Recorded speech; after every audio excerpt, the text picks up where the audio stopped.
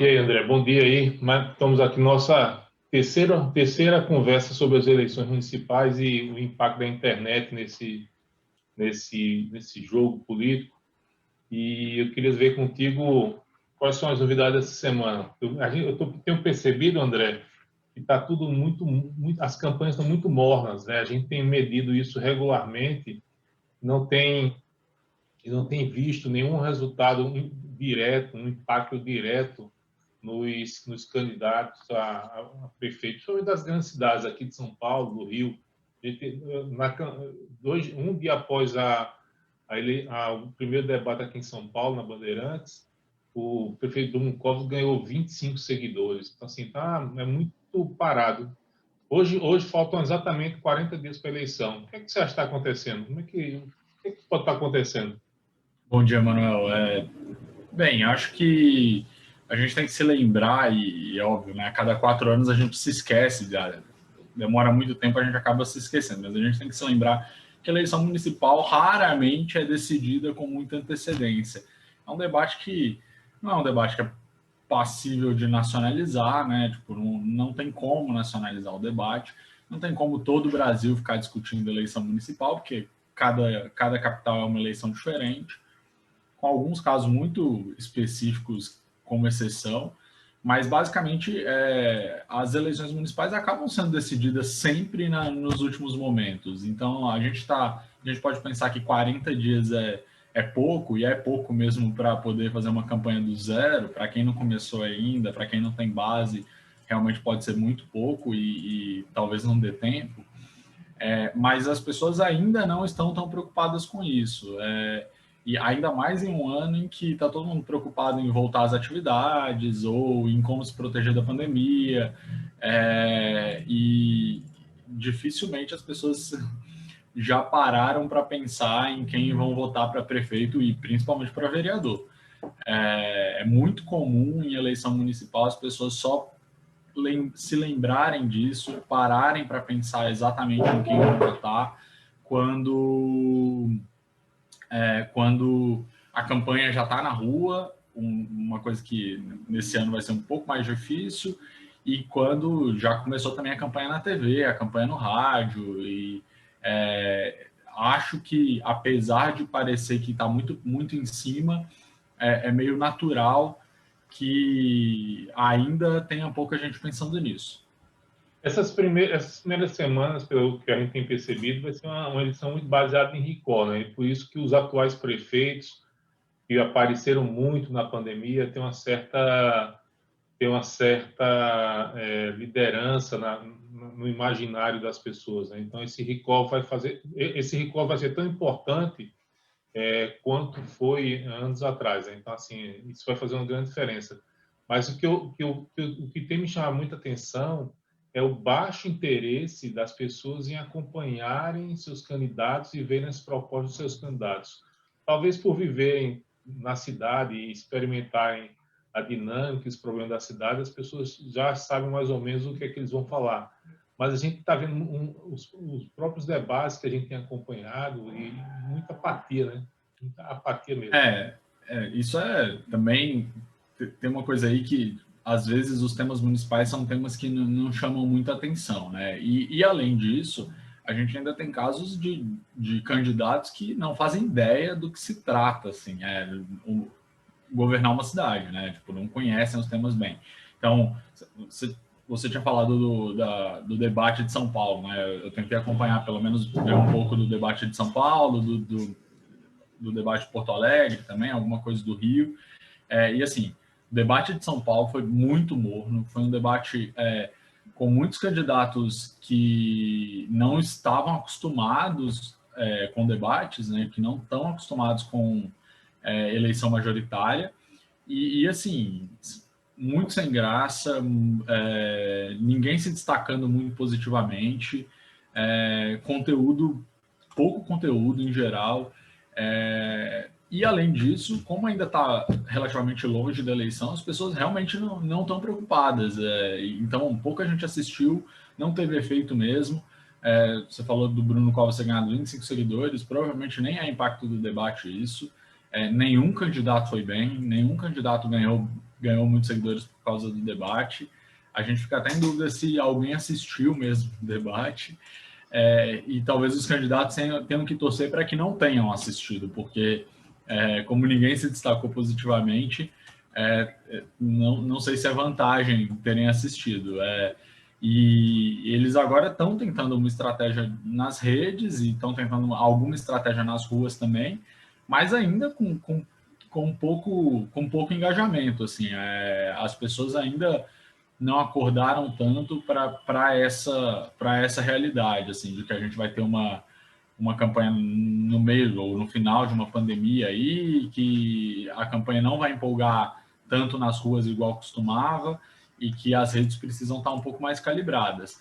O recall vai contar demais. O recall sempre conta nesse momento, né? Nesse início de campanha, quando as pessoas ainda não viram quem são os candidatos, elas ainda não viram a propaganda na TV, ou sei lá, mesmo nas redes sociais, as pessoas fazendo propaganda, as pessoas ainda não colocaram filtro na foto de perfil do Facebook, falando que apoiam tal candidato, você ainda não sabe quais são as opções, você acaba votando no nome que já é conhecido. Então, os prefeitos têm essa facilidade, eles crescem naturalmente porque eles já são conhecidos da população, e quem já foi candidato a cargo majoritário antes. Então, essa é a realidade agora. A gente vai ver, inclusive, sei lá, falando de São Paulo e do Rio, né? O Russomano saindo na frente. O Russomano sai na frente porque ele é conhecido, porque ele já foi candidato outras vezes e tal. Não quer dizer que ele vá derreter, igual sempre falam, pode ser que ele não perca esse voto se não aparecer ninguém, mas assim, é meio natural ele sair na frente, assim como no Rio vai ser natural o Crivella e o Eduardo Paes, que são os candidatos já conhecidos da população também.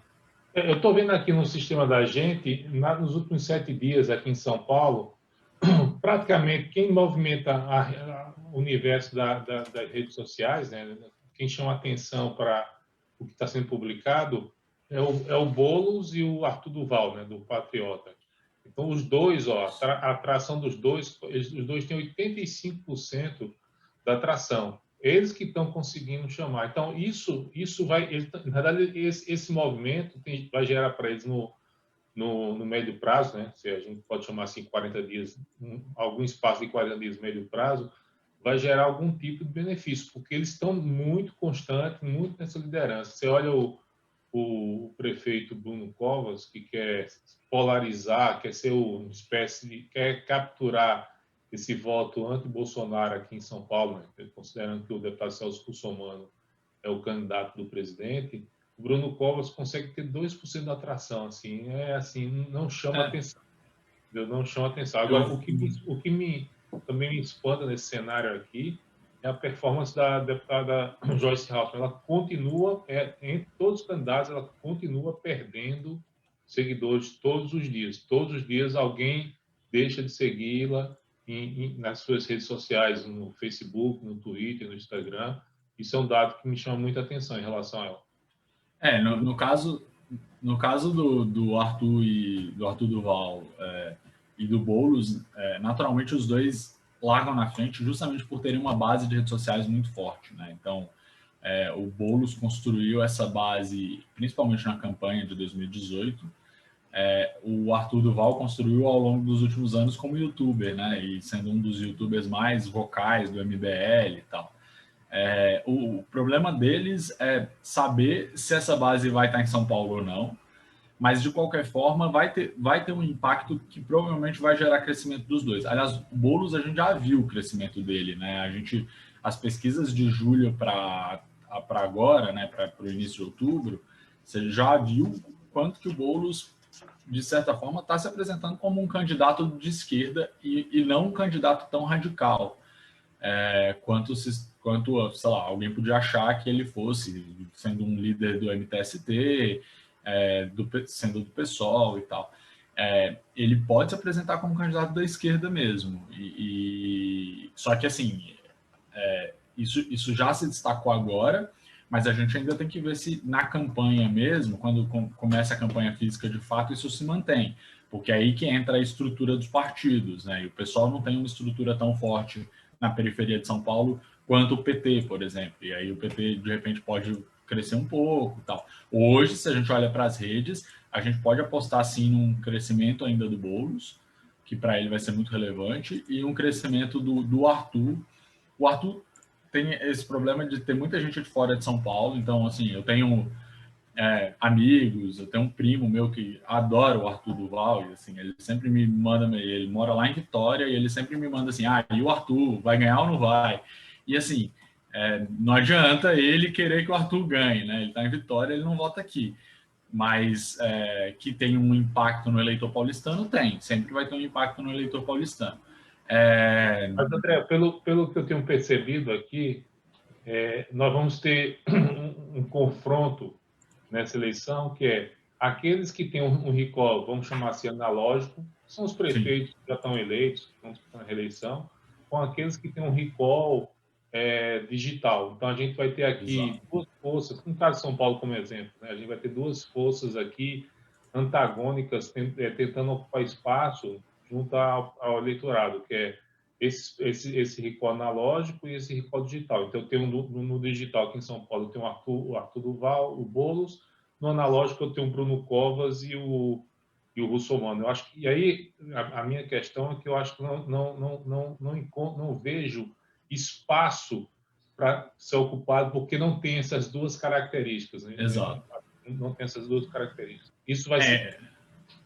Não, eu acho que é isso mesmo. Assim, tem dois recalls. Como é uma campanha curta e uma campanha curta espremida por outros assuntos que são assuntos mais relevantes para a vida da população agora, o espaço para crescer do zero é muito pequeno. Então, ou você cresce de uma base que faz sentido, ou você cresce de uma base nas redes que faz sentido, ou você cresce daquele seu eleitorado já cativo. Realmente essa disputa que se apresenta. Só comentando também o negócio da Joyce que você tinha falado, me parece que a Joyce Hasselman tem a estratégia, teve uma estratégia que ela não percebeu o quanto ruim era, assim, de ser alguém que se elegeu muito na esteira desse voto conservador, que comprou o Jair Bolsonaro como candidato a presidente, e ela rompe de forma muito brutal assim, com o Bolsonaro, e de repente ela se apresenta como uma candidata conservadora, mas antibolsonarista. E assim, qual é o espaço do conservador, da pessoa que é muito conservadora de costumes e que está contra o governo, onde ela pode crescer? Assim, até agora o que a gente vê é a Joyce se derretendo. Desde que ela rompeu com o Bolsonaro, ela vem perdendo seguidores todos os dias, não tem um dia em que ela cresça, é muito raro acontecer isso, e é uma estratégia fadada ao fracasso, assim, e agora ela vem ser candidata em São Paulo, e ainda investindo nessa ideia de que ela é contra o PT, mas o Bolsonaro já é contra o PT, o Bolsonaro apoia o Russomano, então, assim, fica difícil, e ela vai ganhar o eleitor de quem? Do Bruno Covas, mas o eleitor do Bruno Covas está mais consolidado. Hoje em São Paulo, você dizer que é contra o PT é bem estranho, porque assim, o PT ainda não apareceu no jogo. Então, você é contra o quê? Exatamente. O Batata ainda está lá patinando lá atrás, com 1%, e dificilmente deve sair. Mas antes da gente partir aqui para um segundo movimento, André, só para fazer uma atualização aqui para quem acompanha essa política e o impacto da internet na questão, eu estou olhando aqui no nosso sistema, o presidente Bolsonaro, que é digitalmente talvez seja o maior cabo eleitoral hoje no Brasil, não sofreu nenhum impacto ainda nas suas redes sociais em relação aos últimos acontecimentos, né? que é brigar com um pedaço da sua base, principalmente os expoentes do bolsonarismo, né? Esses influências do bolsonarismo. Ele continua crescendo nas redes sociais, e hoje está lá com 38 milhões e 356 mil seguidores. Então, assim, a gente não assistiu ainda uma debandada de pessoas deixando de segui-lo, como aconteceu na saída do ministro Sérgio Moro, que nas primeiras 48 horas ele perdeu muito seguidor. Mas aqui, e depois recuperou, né? Recuperou. Aqui nas últimas 48 horas, continua muito linear o volume dele. As pessoas não estão... Então, quem comprou esse seguidor, ele está seguindo ainda. Tem uma aposta aí do do apoiador do Bolsonaro que é mais olavista, né, desse pessoal mais ideológico que apoia Bolsonaro, que é uma aposta de que eles podem pressionar sempre para puxar para a direita, para esse conservadorismo de costumes e tal. E aí tem até essa brincadeira que o pessoal faz nas redes sociais, que é a lista atualizada de comunistas, né? Quer dizer, quem se coloca contra eles, na verdade, é comunista. Chega uma hora em que o Bolsonaro indica o desembargador Cássio Nunes para o STF, em que eles olham e falam assim, não, mas ele é petista. E aí, o que eles estão tentando convencer o público é de que o Bolsonaro é petista, de que o Bolsonaro é comunista. E aí, para o eleitor, fica um pouco forçado demais, né? Tipo, se eu tiver que colocar até o Bolsonaro na lista de comunistas, ou na lista de pessoas que apoiam o petismo, talvez esse pessoal esteja exagerando. Então, assim, aí tem um rompimento de credibilidade com esses apoiadores. O Bolsonaro banca e ele entende hoje que ele é maior do que o Olavo de Carvalho. O Bolsonaro percebe isso, ele é maior do que o Olavo, ele é maior que o Alan dos Santos, ele é maior do que seus apoiadores mais olavistas e mais ideológicos. Então, se ele bancar, eles vão gritar 1, 2 semanas, em algum momento vai passar o nome do Cássio Nunes para o STF, e aí eles vão ter que baixar o tom, porque se eles ficarem brigando sempre até com o Bolsonaro, eles voltam à irrelevância que eles tinham antes do Bolsonaro. E também eles numa eleição em 22, eles não vão ter outra opção que não seja o presidente Bolsonaro, né? Então, assim, esse grupo mais Exato. conservador. Então, não tem ninguém que seja isso. Mas vamos seguir aqui, vamos dar um giro nas capitais, considerando essa questão do recall. Você estava falando antes que a gente tem uns francos favoritos ali nas capitais, né? Isso, eu vou falar hoje de algumas capitais. A gente já falou das capitais das maiores cidades e tal. Eu vou falar de algumas capitais onde os atuais prefeitos, eles partem muito na frente já, né? Então, justamente porque eles têm esse recall e porque nas redes não apareceu ninguém que os bata, né? Então, eles nem são tão fortes assim nas redes em alguns momentos, eles às vezes nem publicam tanto e nem se importam tanto com isso, mas assim, quando eles publicam, eles ainda têm mais tração, uma tração muito maior, mais interações, mais engajamento do que os desafiantes. Então, essas pessoas, elas estão, de certa forma, praticamente garantidas no segundo turno e com boas chances de ganhar as eleições, assim. Então, a gente vai ter algumas capitais com isso. A primeira e mais óbvia é Belo Horizonte. Em Belo Horizonte, o Alexandre Calil é perto de uma unanimidade. Os outros candidatos têm tentado crescer batendo nele e isso não surte absolutamente nenhum efeito. Ele posta pouquíssimo, mas quando ele posta, ele sempre vence. Então, toda vez que ele posta, ele tem um apoio absurdo. E não parece que tenha absolutamente nada que consiga ameaçar o Alexandre Calil em Belo Horizonte. Lá a gente está vendo nas pesquisas coisa dele ter mais de 60% dos votos válidos. Assim. É bem provável que ele tenha mais de 60% e ganhe no primeiro turno. Lá, André, ele tem a maior base de seguidores, 1.600.000, ele tem o maior engajamento por post.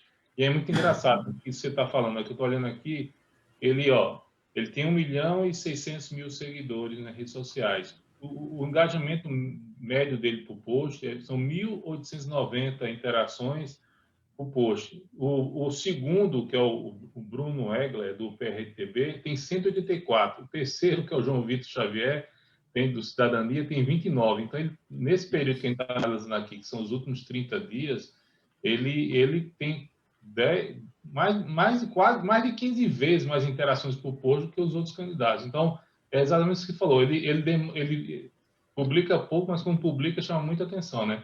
Exato. E assim, aí você tem uma outra estratégia bem feita de redes sociais, que é a do PSOL, que é da Áurea Carolina, que ela consegue muito engajamento, mas ela depende primeiro, dos eleitores de fora do PSOL, de fora de Belo Horizonte, que são do PSOL, e depende de postar muito. Então ela vai conseguir uma mídia ali, assim como o Bruno Engler, que é um candidato bolsonarista, tal, vai conseguir uma mídia postando muito. Na prática, isso não ameaça o Calil. O João Vitor Xavier é o segundo colocado nas pesquisas e não chegou a 10% das intenções de voto ainda, enquanto o Calil está acima de 50%. E o Bruno Engler e a Áurea, as pessoas ainda não falaram que querem votar neles. Então, assim, caminho suave para o Alexandre Calil, e aí o Alexandre Calil ele se dá ao luxo de inclusive ter esse discurso de que ele não está em campanha, ele está governando. A minha preocupação é vencer a pandemia. E aí ele só posta quando tem alguma coisa para falar da prefeitura. Ele não posta só para fazer campanha. E aí você olha, o Alexandre Calil, tá com pouco engajamento. Tá com pouco engajamento porque ele não postou. Quando ele posta, ele ganha. Ele fica 7, 8, 10, 15 dias sem postar nada. Quando ele posta, todo mundo presta atenção no que ele está falando. Então, é um dos casos mais fáceis, assim, é uma das eleições mais fáceis no país. Aí, além do Calil, tem mais algumas candidaturas consistentes, assim. Uma delas é Curitiba. Em Curitiba, a gente tem o Rafael Greca como candidato à reeleição, e ainda não surgiu ninguém para bater o Greca. Tem um nome interessante aí,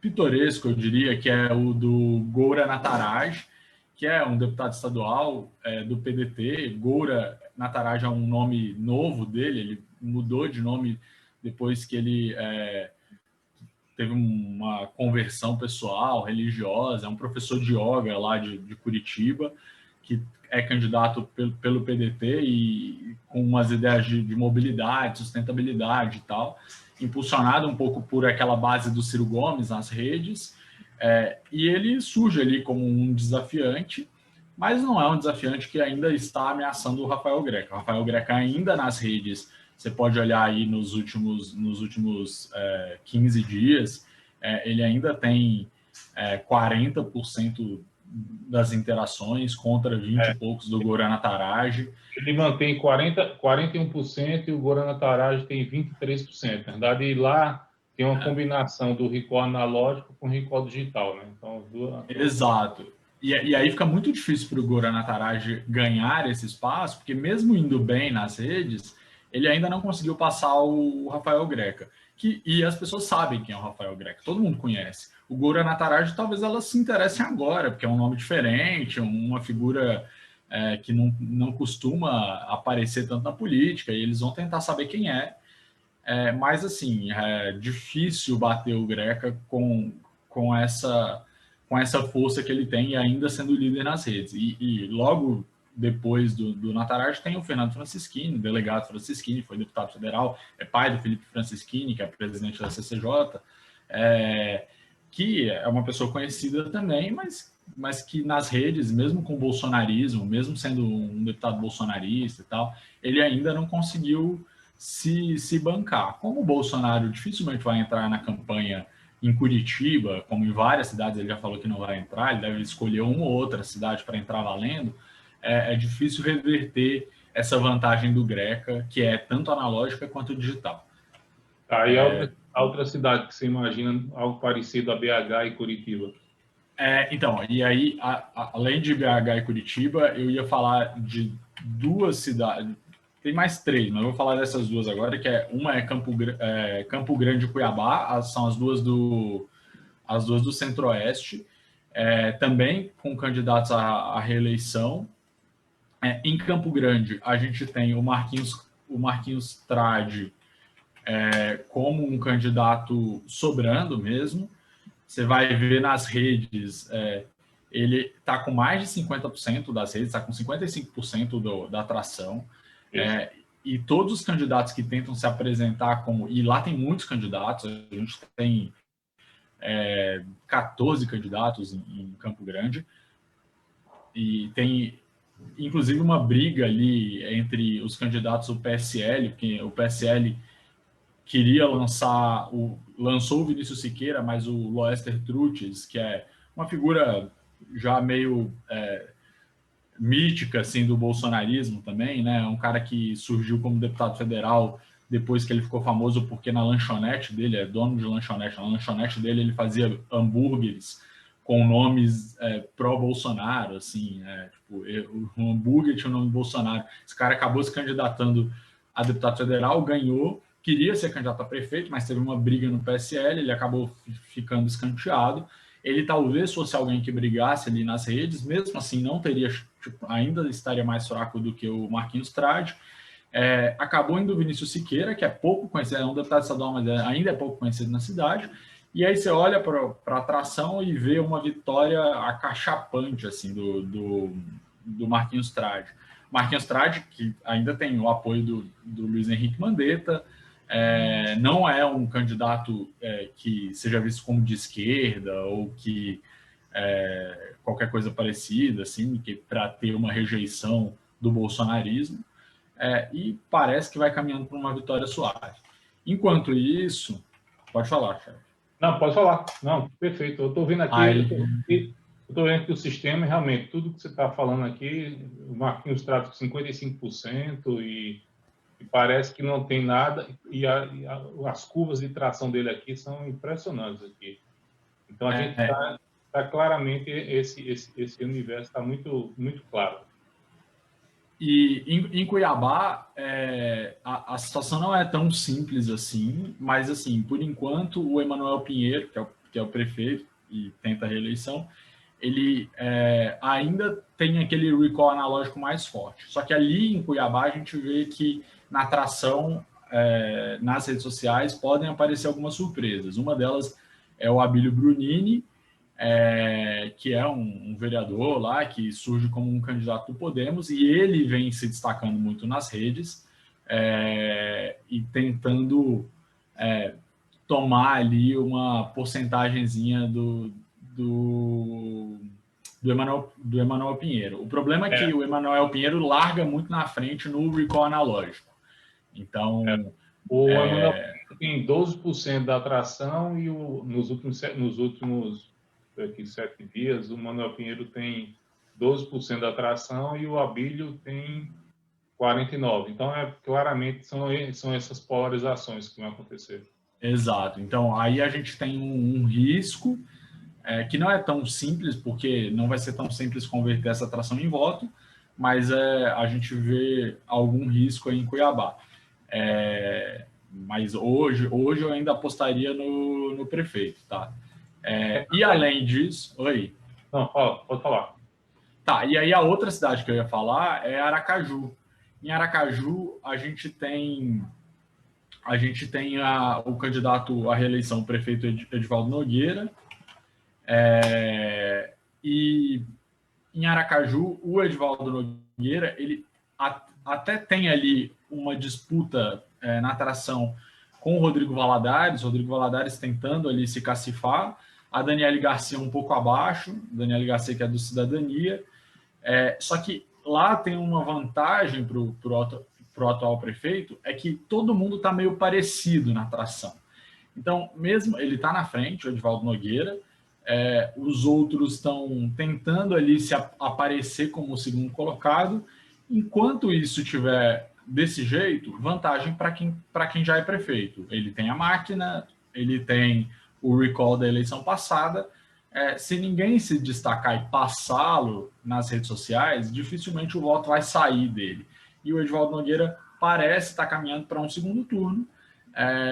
No segundo turno, ele é do PDT, então ele tende a atrair o voto de esquerda, então o voto que talvez vá para o PT, um voto, inclusive uma parte do voto dos votos da cidadania, talvez venham para ele. Então, é um candidato que está forte, também não é tão simples quanto em BH, quanto em Campo Grande, mas é um candidato à reeleição que tem alguma força. Então, André, acho que essa rodada de hoje foi muito boa mesmo. Essa coisa do recall analógico e do recall digital é algo que está muito claro, né? Eu fiquei pensando logo após o debate lá dos candidatos a prefeito de São Paulo, o que estava acontecendo, mas é muito claro que tem 2 recalls aqui que estão disputando espaço junto ao eleitorado. Eu acho que na próxima semana, André, a gente poderia fazer uma grande visão sobre os vereadores que estão disputando eleição e que têm mandato, né? A gente vai mostrar assim...